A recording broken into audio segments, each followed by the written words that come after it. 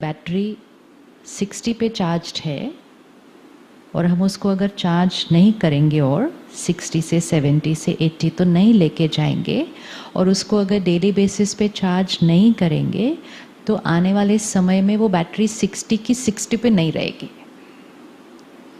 लगता है ऐसा? वो 60 से 60 नहीं रह सकती है। अगर तो रोज़ उसको चार्ज करें थोड़ी देर तो वो 60, 61, 62, 63 धीरे धीरे बढ़ती जाएगी।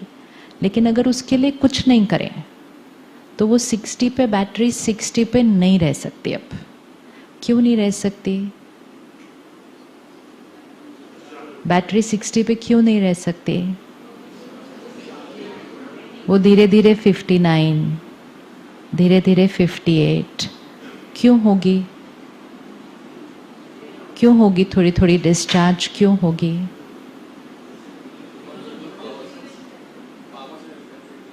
हाँ, तो कोई बात नहीं। सपोज हमारी एज अभी 30 है या 40 है या और हम 60 पे हैं शुरू से।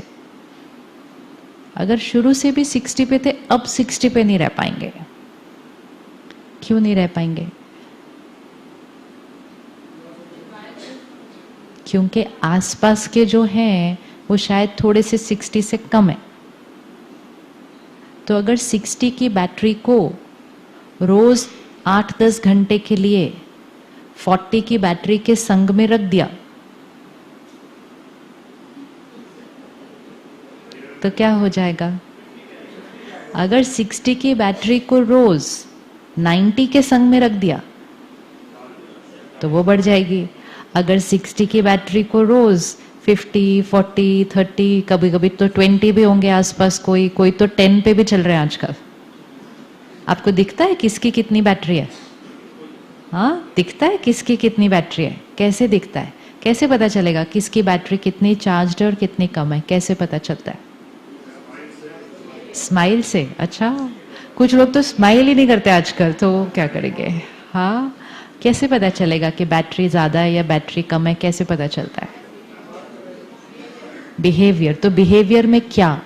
क्योंकि we should be able to check कि हमारी बैटरी कितनी है, आसपास की कितनी है, कौन से संग में हमें ज़्यादा रहना चाहिए, कौन से संग में सिर्फ काम करना चाहिए, फिर थोड़ी देर बाद ज़्यादा उलझे अगर, कौन सी बैटरी से उलझना चाहिए, कौन सी बैटरी से बिल्कुल उलझना नहीं चाहिए, काम करना चाहिए, उलझना नहीं चाहिए कभी भी।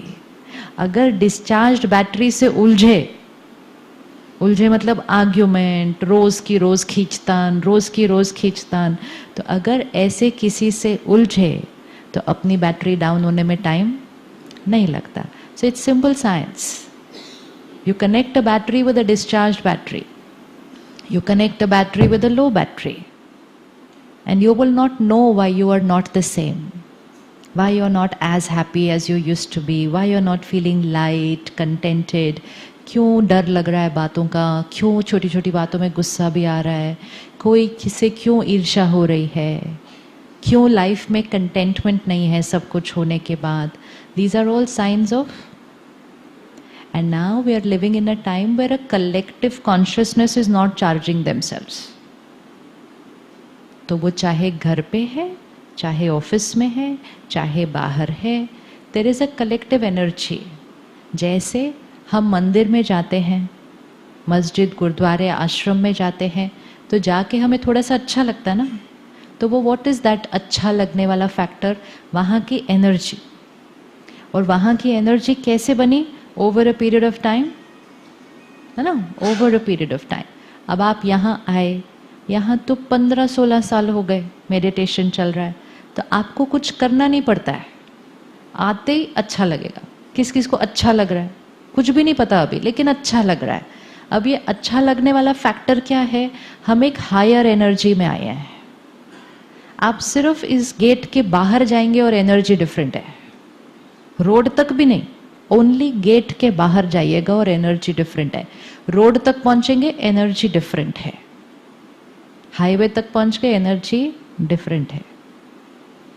तो जैसे यहाँ पर आने से अच्छा लग रहा है, तो जब हम रोज ऐसी जगहों पर जाते हैं जहाँ मेजॉरिटी लोग अपना ध्यान नहीं रख रहे, तो वो थोड़े से, उसका भी हमारे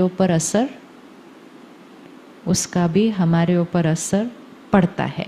लेकिन उसका असर हमारे पे जो पड़ रहा है वो हमें पता नहीं चलता है। क्यों नहीं पता चलता? क्योंकि हम रोज जाते हैं उसके अंदर, तो वो हमारा कंफर्ट जोन बन गया है, तो हमें पता भी नहीं चलता इसका हम पर असर पड़ रहा है। जब हम एक ऐसी जगह पर आते हैं विच इज़ एकदम different from our daily thing, तब हमें लगता है this is a higher energy. अब हम जो रोज़ यहाँ रहते हैं हमें नहीं पता चलेगा, ये हमें नहीं ये पता चलेगा। क्यों? क्योंकि हमारा रोज़ ये एनर्जी है।